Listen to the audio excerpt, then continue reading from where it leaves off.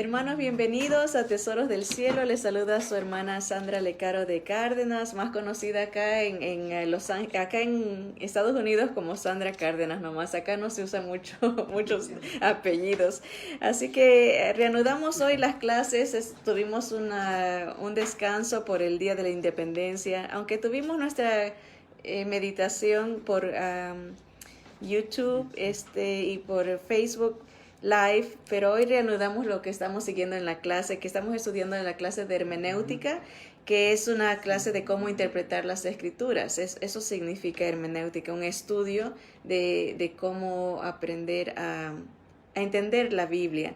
Y hemos ido analizando diferentes métodos dentro de la hermenéutica y ahorita estamos en una fase donde estamos estudiando las profecías, cómo interpretar las profecías. Hemos visto profecías acerca del rapto, de cuando el Señor prometió venir por nosotros, ¿verdad? Y hoy vamos a ver profecías acerca del retorno de Jesús. No le hemos puesto la venida, la segunda venida, así se le llama más comúnmente, pero le hemos puesto retorno para no confundirnos con la primera venida, que fue cuando vino como humano, ¿verdad? Como bebé, nació en Belén. Sabemos la historia, ¿verdad? Vino por primera vez, sufrió, murió, pero él prometió regresar y eso es lo que se conoce como la segunda venida, pero hoy lo hemos denominado el retorno de Jesús y su reino milenial. Hay promesas de que él viene a reinar. Así que para darles la bienvenida a todos los que nos escuchan y también al mismo tiempo conectar nuestros corazones, vamos a orar juntos para empezar la clase. Señor, gracias por permitirnos aunarnos con algunos hermanos y amigos alrededor de estos medios, Señor. Gracias por los que nos escuchan desde Sudamérica, Centroamérica, los hermanos que están lejos, dentro de este país también, Señor. Sé tú con ellos, abrázalos en las necesidades en que estén, Señor, y abre nuestro entendimiento para comprender estas verdades futuras, Señor, para estar preparados, apercibidos, Señor, del plan perfecto que tú ya tienes para esta humanidad, Señor.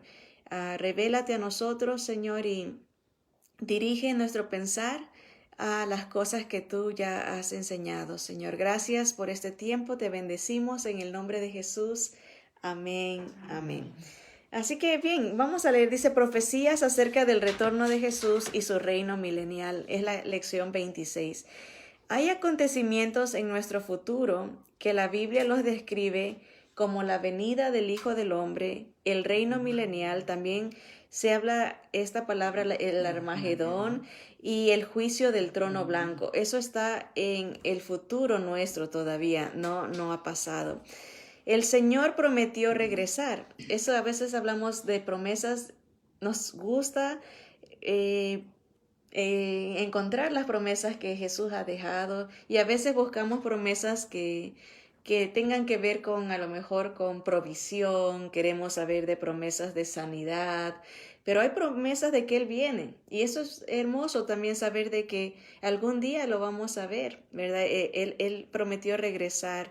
Él dice que su iglesia es como una novia y Él es el novio. Piensen en eso, ¿no? Él va a venir por su novia para casarse con ella. Y eso a veces nos gusta el romance, ¿verdad? Cuando un novio va por su novia, ¿no? Hay novios que son más románticos que otros, ¿verdad? Y llevan serenata, y eso es bonito, ¿no? El Señor es un novio muy apasionado. Él viene por su novia y se la viene a llevar, ¿no? Viene por su iglesia.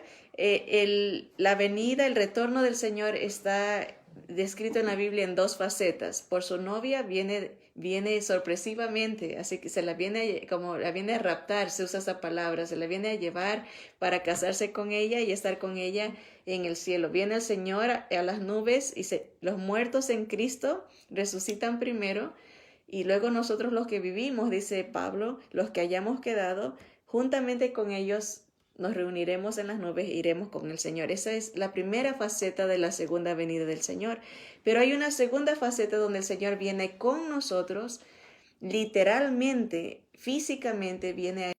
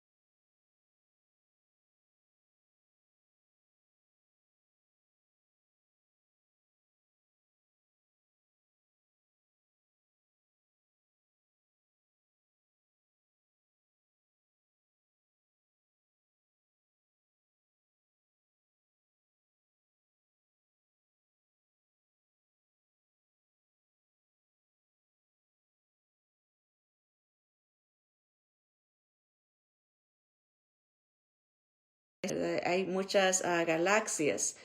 Dentro de nuestra galaxia, que se conoce como la galaxia láctea, están los planetas que conocemos y millones, millones y millones de estrellas dentro de nuestra galaxia. Pero ya con el avance de la tecnología se ha descubierto que hay millares de galaxias donde nosotros que nos desaparecemos en la inmensidad de estas galaxias. Imagínense la inmensidad de los cielos, ¿no? Y Dios dice que Él es Rey soberano de toda esta creación.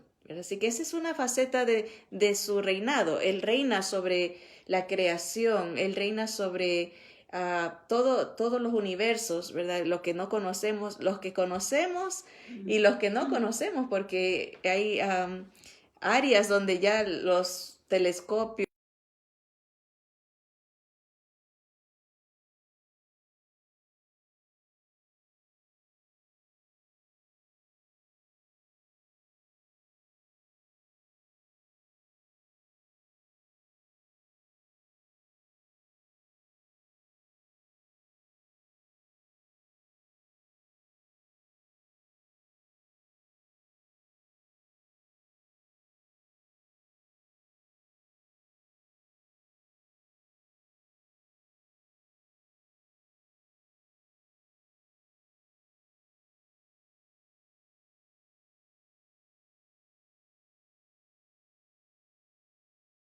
igual, ¿verdad? Por ejemplo, sabemos que Dios está en el cielo de los cielos, ¿no? Nosotros vemos el primer cielo, que es la atmósfera donde respiramos. Está la estratosfera, donde ya no hay aire, ¿verdad? Donde se necesita un equipo especial para poder caminar en la luna, ¿verdad? Ir a otros planetas. Eso es la estratosfera, pero está el tercer cielo, el cielo de los cielos, donde el Señor rey está su reino, ¿verdad? Entonces ese es el reino espiritual que el Señor vino a compartir con nosotros. Dice, el Señor tiene este reino donde podemos entrar, pero implica un arrepentimiento y el nuevo nacimiento. El Señor Jesús fue claro, le dijo a un líder religioso, si quieres entrar al reino de los cielos, o sea, al tercer cielo, tienes que nacer de nuevo. Es necesario, no hay otra manera, es necesario nacer de nuevo. Y él le dijo, pero ¿cómo se hace eso?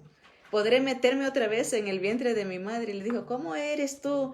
Eres maestro de Biblia, ¿verdad? De religión, y no sabes cómo se nace de nuevo. Dijo, nacer de nuevo viene de arriba, viene de Dios, es algo que Dios nos hace posible entender su plan, ¿verdad? Así que para este reino espiritual, ya hemos visto el reino soberano, ahora el reino espiritual, para poder entrar a ese reino hay que arrepentirse. Una de las cosas que yo creo, a veces pensamos que el arrepentimiento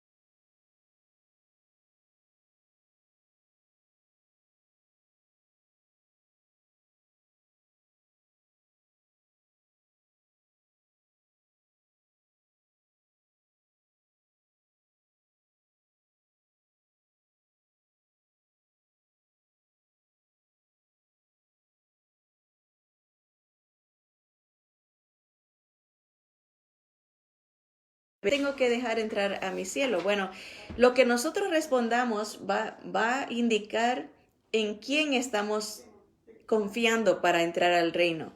Hay respuestas que he escuchado, por ejemplo, de gente que dice, bueno, yo creo que Dios me tiene que dejar entrar porque yo he sido una buena persona. Esa es casi la número uno. Yo soy buena persona, no le hago mal a nadie. Yo me saco la camisa por mi prójimo. Hay gente que dice, bueno, yo creo que Dios me debe de dejar entrar porque voy a la iglesia, porque mis padres me enseñaron el buen camino. Hay otros que se atreven y dicen, bueno, porque yo obedezco la Biblia. tengo que entrar porque... Y esa fue una muy parecida a la respuesta que yo di. Yo dije, bueno, la primera vez que me hicieron esa pregunta, yo dije, bueno, yo creo que voy a entrar al cielo porque Jesús es mi Salvador y porque Él murió por mí, pagó la deuda en la cruz del Calvario y porque lo obedezco. O sea que estaba yo ahí también, o sea, es Él y yo, en otras palabras, ¿no? Y después entendí, escuchando el Evangelio del Señor explicado,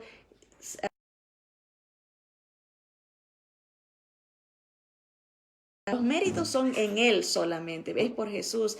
Pero por eso dice el Señor, arrepiéntete, porque a veces nos ponemos nosotros, ponemos religión, ponemos muchas cosas al nivel de Jesús. Y la Biblia dice que es muy exclusivo, el, el, el salvar es exclusivo de Él. Dice, no hay otro nombre dado a los hombres en quien podamos ser salvos. No hay nadie. ¿Por qué? Porque todos somos pecadores. Aunque alguien pueda ser que peque más que otros, es verdad. Hay niveles, humanamente uno puede decir, yo no soy tan malo como ese, es verdad. Pero la realidad es que ninguno de nosotros somos perfectos. Y se necesita la perfección para entrar al cielo.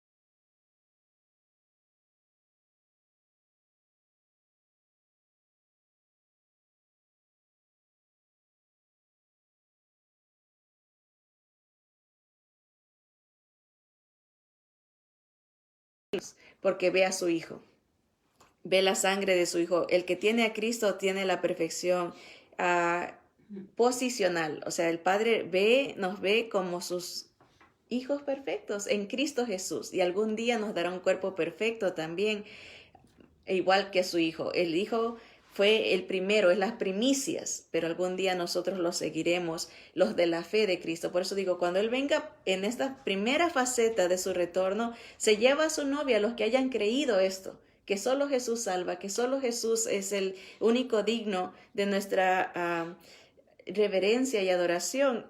El que tenga esa fe resucita, aunque haya muerto. El que cree en Cristo, aunque esté muerto, vivirá. Dice, el que cree en mí, aunque esté muerto, vivirá. El que cree en mí tiene vida eterna. Todo es acerca de Jesús. Entonces, y los que vivamos en ese momento, en esa fe, también nos iremos con Él. Así que ese es el reino espiritual. Ya hemos visto dos, el reino soberano sobre toda la creación y el reino espiritual también, al cual se entra a través del arrepentimiento y este nuevo nacimiento. Ese proceso, cuando uno reconoce eso, Dios lo perdona, viene a habitar en nosotros a través de su Espíritu Santo, que dice que hace de nosotros su templo. Entonces nacemos de nuevo, tenemos nuevas pasiones, nuevos deseos, nuevas metas, nuevas ilusiones de honrar, seguir y amar a este Rey llamado Jesús. Así que ese es el segundo. Ahora sigamos con la lectura. Dice, en la medida que Dios reina en los corazones de sus hijos en este mundo como una preparación para el próximo. Miren, desde el principio, al mismo tiempo el reino de Dios implica arrepentimiento y el nuevo nacimiento en la medida que Dios reina en los corazones. O sea que vamos creciendo en esta entrega. Obviamente ya somos del Señor, pero vamos conociéndolo mejor. Vamos creyendo en lo que Él ha prometido. Vamos conociendo su plan perfecto en este reino espiritual al cual Él nos ha llamado en Cristo. Miren Filipenses 1:6. Dice, antes de leer eso, dice, la tarea iniciada en la tierra encontrará su consumación en el cielo. Filipenses, esta carta escrita por el apóstol Pablo a los hermanos en Filipos, dice, estando persuadido de esto, que el que comenzó en vosotros la buena obra, la perfeccionará hasta el día de Jesucristo. Vendrá un día que se llama el día de Jesús, cuando Él nos llame, que el Señor va a concluir lo que ha empezado en nuestro corazón. Él empezó esta nueva vida, como niños vamos creciendo en la fe, pero algún día Él la va a acabar la obra. O sea, Él va a perfeccionarnos, nos va a dar entrada libre por su sangre al reino de los cielos. Así que el reino de Dios es sinónimo con el reino de los cielos. El concepto del reino de Dios adquiere diferentes matices en su significado en diferentes pasajes de las Escrituras. Hay partes donde se dice el reino de Dios y otras partes donde se dice el reino de los cielos. Normalmente Mateo, el libro de Mateo, el Evangelio de Mateo, es el que va a decir Evangelio de los cielos. Y en Marcos, Lucas y Juan se habla del reino de Dios.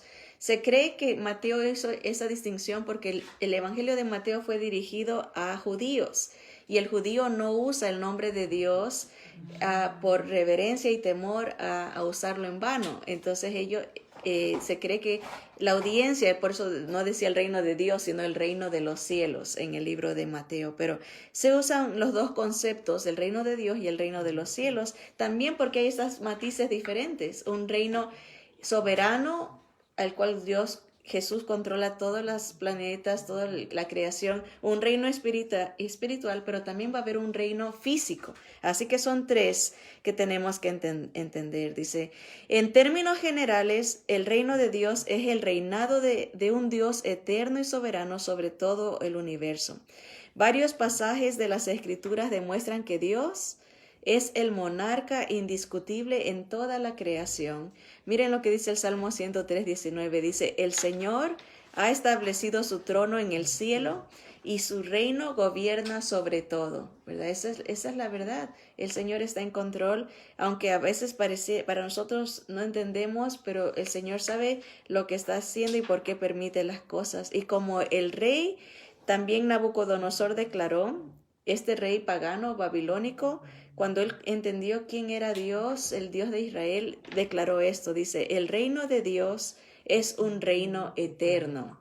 Toda autoridad existente ha sido establecida por Dios. Romanos 13:1 nos dice que debemos de sujetarnos a las autoridades que tenemos porque son puestas o permitidas por Dios. Son permitidas. Hay una soberanía, lo que se llama como la soberanía permisible. Hay cosas que Dios permite para que su plan eterno se lleve a cabo. A veces permite ciertas cosas que pasan para que a la larga, al final, todos veamos a Él. Hay gobiernos tiranos, ¿verdad? Gobiernos difíciles que hacen sufrir a la gente, ¿no? Y el Señor usa eso para que la gente busque del reino de Él, para que añore, ¿verdad? Que venga el reino de Dios. También el reino de Dios es un reinado espiritual en los corazones y en las vidas de aquellos que están dispuestos a someterse a la autoridad de Dios. Esa es la verdad. Cuando uno viene a Jesús, uno viene rendido a este Rey soberano. Viene a entregar su vida. Ya no uno no se manda a uno mismo, sino que el Señor pone su direccional, ¿verdad? Su guía a través de su palabra. El Señor Jesús dijo, mis ovejas oyen mi voz y me siguen, ¿verdad? El que está bajo este reino de Dios está dispuesto a someterse a la autoridad, a la guía, a la sabiduría de Dios, ¿verdad? Quienes desafían la autoridad de Dios y se niegan a someterse a Él, no son parte del reino de Dios. En cambio, aquellos que reconocen el señorío de Cristo y se rinden alegremente al reinado de Dios en sus corazones, son parte del reino de Dios. Así podemos identificar quién es y quién no.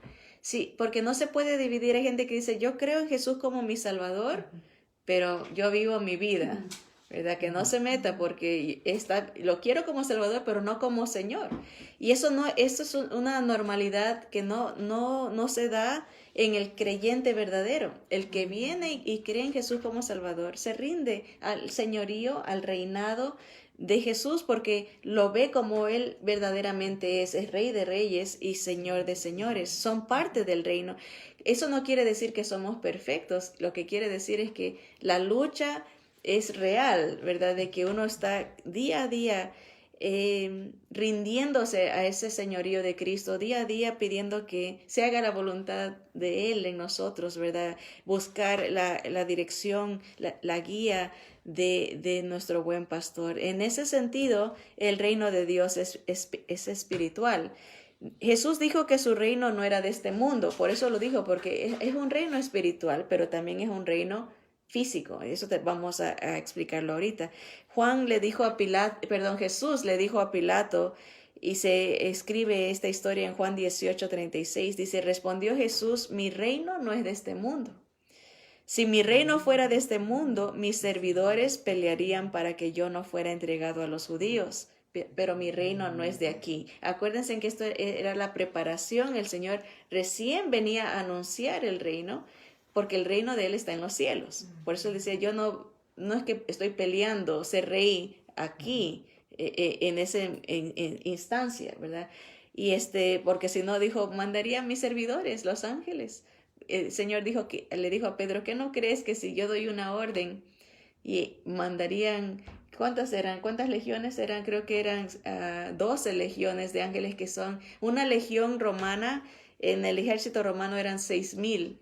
Entonces cuando Él está diciendo, ¿qué no crees que si yo pido, Dios no me mandaría a mi Padre 70,000, más de 70,000 ángeles? Y un solo ángel en las Escrituras una vez arrasó como con 300,000 personas, un solo ángel. Imagínense el poder que tendrían 70,000 ángeles para rescatar. Pero el Señor dijo, no, el propósito no es establecer ahorita mi reino.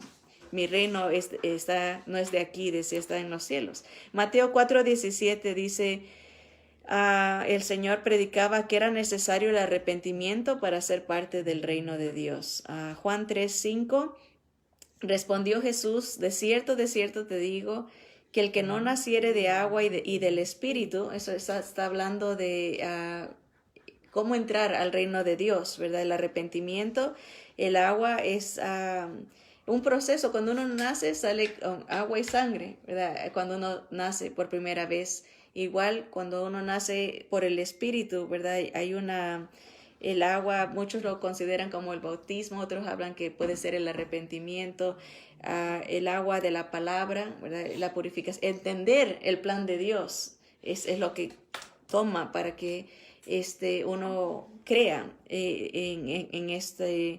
a través del Espíritu Santo. Abre los ojos, abre el entendimiento, abre los oídos a este plan que Jesús ha revelado en su palabra. Dice, si no naces de agua y del Espíritu, no puedes entrar en el reino de Dios. El reino, esta es la palabra, reino de Dios. Lo que es nacido de la carne, carne es, y lo que es nacido del Espíritu, Espíritu es. Una vez que uno nace, ¿verdad? Ya empieza a crecer en esa nueva vida, bajo un nuevo gobierno, bajo un nuevo rey. Ya no estamos bajo la prisión del Dios de este mundo, que es Satanás, sino somos pasados al reino de Jesús, ¿verdad? Es un cambio de posición, un cambio de autoridad. Ya la autoridad no es el enemigo, sino el Señor. Dice, no te maravilles de que te dije, os es necesario nacer de nuevo.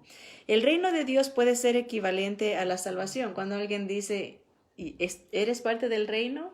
Es una pregunta que es equivalente a decir, ¿eres salvo? Eres parte del reino que viene. ¿Eres parte? Y hay que nacer de nuevo para entrar en el reino de Dios. Hay otro sentido, y aquí viene el tercero. Entonces ya hemos visto dos. El reino soberano en la creación, la naturaleza de Dios como rey soberano, y el reino espiritual que Jesús anunció. Ahora, el otro sentido en el que se usa la palabra el reino de Dios en las Escrituras es el reinado literal de Cristo en la tierra. Esto muy poco se enseña y muy poco añoramos. Casi todos decimos, yo me quiero ir al cielo, ¿verdad? Pero muy poco se analiza que Jesús prometió un reinado literal aquí en la tierra. Ahora, durante el milenio, así se conocen las Escrituras, 1,000 años de paz, 1,000 años donde Satanás va a ser atado y el Señor va a reinar, ¿verdad? Y obviamente, antes de que esto pase, el Señor primero viene por su iglesia, nos lleva con Él a este reino espiritual y después venimos con Él a reinar. Eso es proféticamente lo que el Señor nos habla en las Escrituras. Hay un plan de acción, hay un plan, un propósito para nosotros de estar con Él para siempre, no solamente allá venir, reinar y estar, después irnos con Él otra vez a un nuevo lugar, una nueva creación que Él denomina, que se llama como la Nueva Jerusalén. Daniel 2:44 nos habla de este reino literal. Dice, y en los días de estos reyes, el Dios del cielo levantará un reino que no será jamás destruido, ni será el reino dejado a otro pueblo. Desmenuzará y consumirá a todos estos reinos, pero él permanecerá para siempre. O sea, hay un proceso que ahorita no vamos a estudiar porque es muy largo. Vamos a dividir a estas clases futuras en cuanto a la profecía, a la venida del Señor, cuando todo ojo lo va a ver, o sea, el retorno, o como se conoce la segunda venida de Cristo. Esa será una clase. Vamos a dividir otra clase para hablar del reino milenial, que muy poco se sabe de eso. ¿Qué va a pasar durante ese tiempo? ¿Cómo va a reinar el Señor? ¿Cómo va a establecer su reino? No va a ser como nosotros pensamos. A veces vemos a Jesús solamente por el lado de la gracia y la misericordia y el amor, pero hay un lado de justicia. Todas las injusticias que se hacen en este mundo no pasan desapercibidas para Dios. Y el Señor regresará a establecer su justicia y va a juzgar, va a pelear, viene como guerrero. Es el otro lado del Señor. Él es amoroso, Él es gracia, Él es misericordia, pero Él es justicia también. Y no va a dejar nada por corregirse. No va a dejar ninguna injusticia sin juzgar. Entonces ese va a ser en el tiempo donde Él va a reinar y se va a dar la justicia perfecta de Dios. Miren, por eso dice aquí, Él desmenuzará y consumirá a todos estos reinos, pero Él permanecerá para siempre. Para eso tiene que ejercer fuerza, poder, para establecer su reino, para poder quitar lo que ahorita conocemos, ¿verdad? Todos los gobiernos del mundo. Daniel 7, el profeta Daniel dijo algo parecido en el capítulo 7, versículo 13 y 14, dice, miraba yo en la visión de la noche, y he aquí con las nubes del cielo venía uno como un hijo de hombre, que vino hasta el anciano de días. Esto nos lo explica mejor el Apocalipsis, la revelación de Jesús, ¿verdad? En detalle, dice, y le hicieron acercarse delante de él, y le fue dado dominio, gloria y reino, para que todos los pueblos, naciones y lenguas le sirvieran. Su dominio es dominio eterno que nunca pasará, y su reino uno que no será destruido. Miren, el Señor dice todos los reinos se van a someter bajo Él. Algún día dice que toda rodilla se va a doblar delante del Señor y vamos a confesar que Él es el Señor, Él es el dueño, ¿verdad? Habacuc, otro profeta, en el capítulo 2 de su libro, en el versículo 14 dice, porque la tierra será llena del conocimiento de la gloria de Jehová, como las aguas cubren la mar. ¿Ven? Cuando uno va a la playa y ve el mar, como las aguas cubren todo, ¿no? Cómo se mueven ahí, están cubriendo. De esa manera el Señor, cuando Él venga en este reinado milenial, su conocimiento se va a expandir por toda la tierra, toda la gente va a conocer quién es, lo van a ver, ya no va a haber necesidad, dice en ese tiempo, de que uno enseñe a otros, porque todos conocerán. Va a haber un tiempo de gran paz, de gran conocimiento, Dios reinando en esta tierra. Miqueas, otro profeta, lo anuncia también y dice, acontecerá en los postreros tiempos que el monte de la casa de Jehová será establecido por cabecera de montes. O sea, esto está en Israel, en Jerusalén. Y más alto que los collados, y correrán a él los pueblos. La gente va a buscar de él, de su sabiduría, de su sanidad, de su guía, ¿verdad? Dice, vendrán muchas naciones y dirán, venid y subamos al monte de Jehová y a la casa del Dios de Jacob, y nos enseñará en sus caminos y andaremos por sus veredas. porque de Sión, ese es otro nombre para Jerusalén, de Jerusalén saldrá la ley y de Jerusalén la palabra de Jehová. Y Jesús mismo va a hablar, él mismo va a enseñar. Dice, y él juzgará entre muchos pueblos y corregirá a naciones poderosas hasta muy lejos, y martillarán sus espaldas para asadones y sus lanzas para hoces. No alzará espada nación contra nación, ni se ensayarán más para la guerra. Ya no va a haber más estos de hacer armas, sino que todas las armas las van a usar para sembrar, para cosechar. Va a ser un tiempo de perfecta paz cuando Jesús esté aquí. Dice, no va a haber más ensayos para la guerra. Dice, y se sentará cada uno debajo de su vid y debajo de su higuera, y no habrá quien los amedrente, porque la boca de Jehová de los ejércitos lo ha hablado. Aunque todos los pueblos anden cada uno en el nombre de su Dios, nosotros con todo andaremos en el nombre de Jehová nuestro Dios, eternamente y para siempre. Está hablando a Habacuc, o sea, el pueblo judío. Hay gente que no cree en Jesús, hay gente que tiene otros dioses, ellos pueden andar en lo que quieran, dice Habacuc, pero nosotros con esta promesa vamos a andar sabiendo el fin. Dios dice en su palabra, yo les digo el fin desde el principio para que sepan que yo soy Dios. Solamente eso puede hacer Dios. Ningún otro libro religioso puede anunciarnos el fin. No tienen palabra profética porque solo Dios conoce el fin desde el principio. Él es eterno, todo lo sabe. Y Él dice, esto es lo que va a pasar.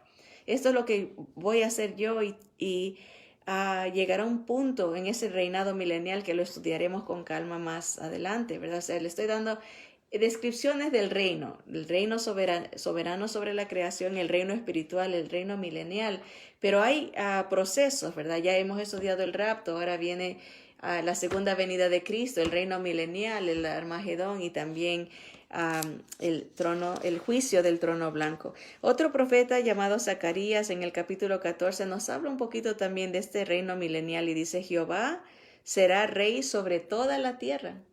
En aquel día Jehová será uno y uno su nombre. O sea, obviamente el Antiguo Testamento nos revela proféticamente que Jesús cumplirá todas estas profecías, las cumplió.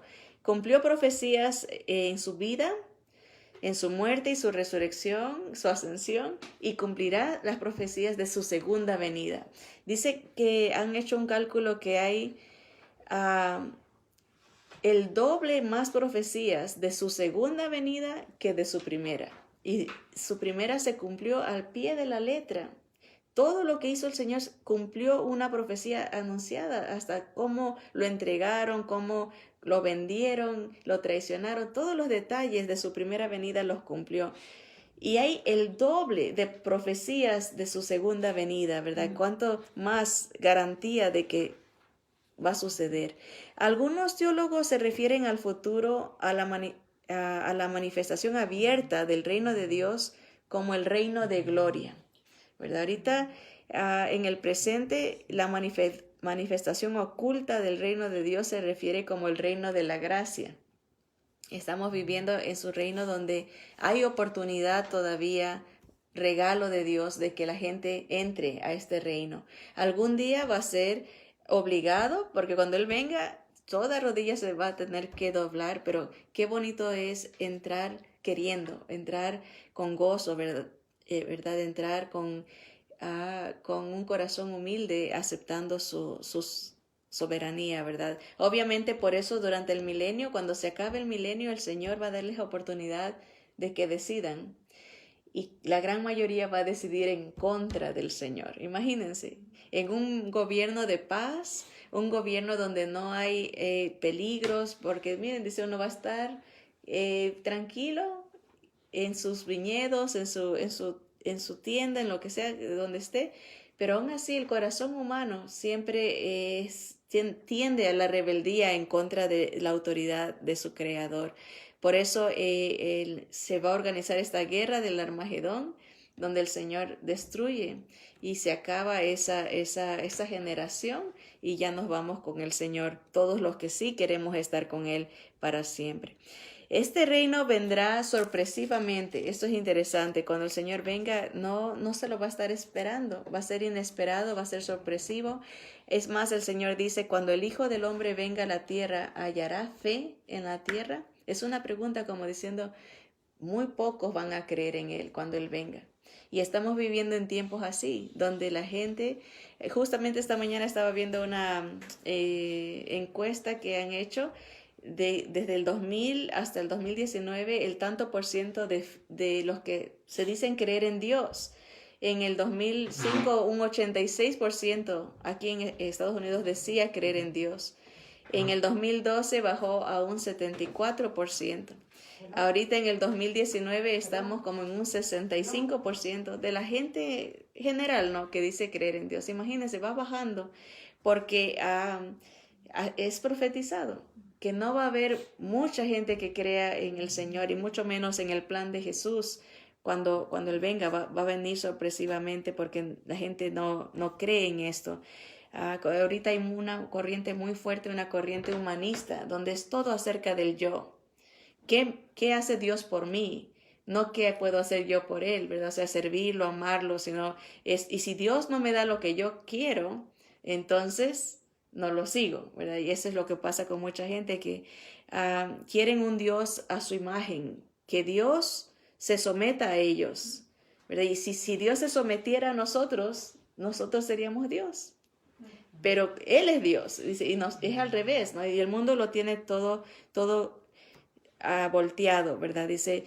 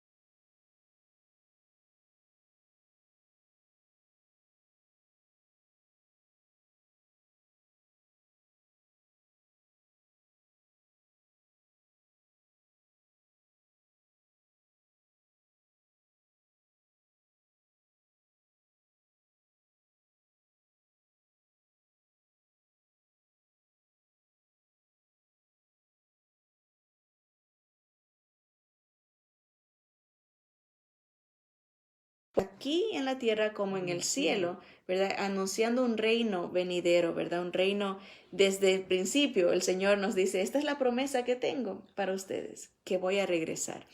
Sin embargo, y este es el lado, la triste realidad en la que vivimos, dice, al presente en este mundo, hay un usurpador, un engañador. La Biblia lo describe como el Dios con D chiquita, con D minúscula, el Dios de este mundo. La frase Dios de este mundo o Dios de este siglo indica que Satanás es la mayor influencia sobre los ideales, opiniones, metas, esperanzas y puntos de vista de la mayoría de las personas. Él influencia los sistemas de este mundo, cómo la gente piensa, las filosofías, ¿verdad? Sus ideas. Dice, su influencia abarca también las filosofías del mundo, la educación y el comercio. Los pensamientos, ideas, especulaciones y falsas religiones del mundo están bajo su control y han surgido de sus mentiras y engaños. Satanás es anticristo, anti Jesús. Cristo quiere decir ungido, escogido. Entonces decir que eres anticristo, estás diciendo que eres anti en contra del que Dios escogió. Y Satanás influencia las ideas del mundo, los pensamientos, ¿verdad? Son anticristo, son anti Jesús.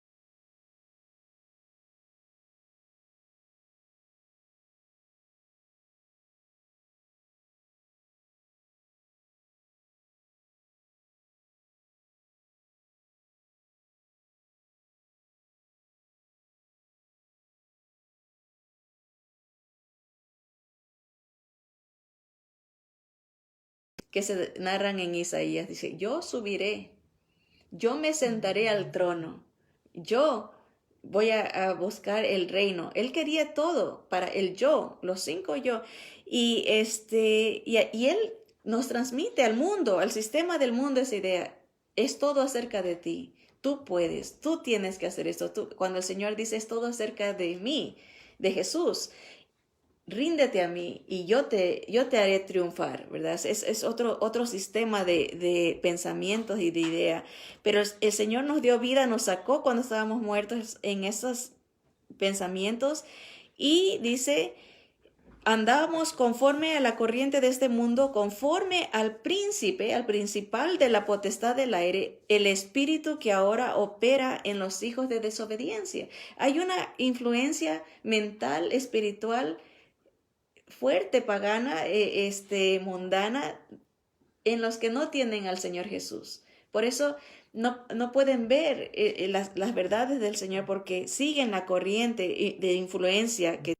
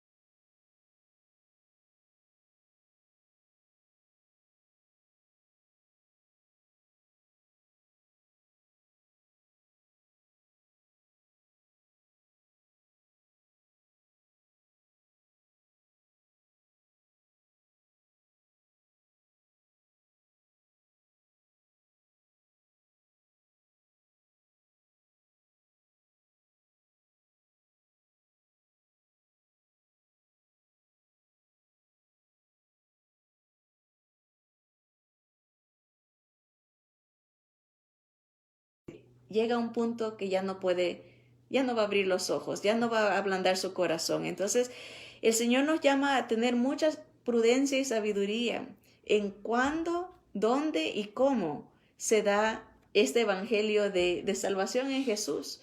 El Señor dice que a veces uno no es profeta en su propia tierra, ¿verdad? Porque tiene que dejar que Dios use a otras personas para alcanzar a los nuestros. Entonces uno tiene que ser sabio y confiar en la soberanía, en el poder de Dios, que Dios puede alcanzar a las personas sin nosotros también. Ese es el plan de Dios.